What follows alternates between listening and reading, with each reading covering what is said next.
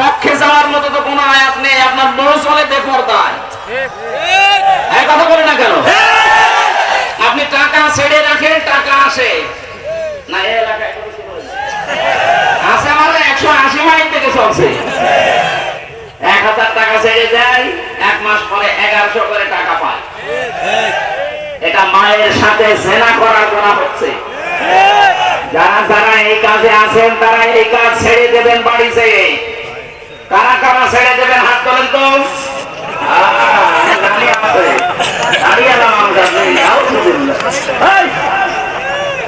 আপনি লজ্জা করে না? আপনি না খেয়ে মরে যাবেন। এরপরে যদি এই সুদের টাকা তুলতে চান আপনি,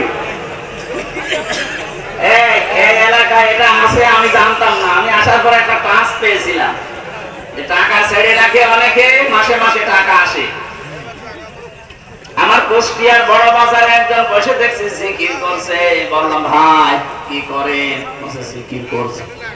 জিকির করেন সব সময় তো খালি বসে থাকতে দেখি, কাজ নেই আপনার? না, কাজ নেই মানে শহরে থাকতে হলে টাকা লাগে। কুষ্টিয়ার মতো এত বড় একটা শহরে আপনি বাস করেন, টাকা পান কোথায়?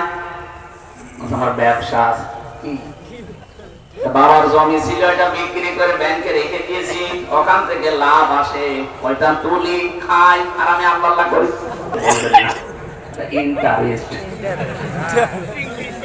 ইন্টারেস্ট টাকা সুদ হোক, জিনিস কি কবিরা গুনাহ হবে?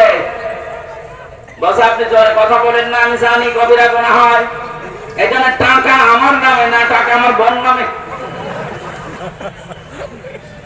গোনা যদি হয় বোন নামে, এরপরেও যদি আল্লাহ গোনা দিয়ে দেয়। এই যে জিকির করি, এই জিকিরের সওয়াব আর গোনা কাটাকাটি, মাঝখানে জান্নাতে যাবো খাও।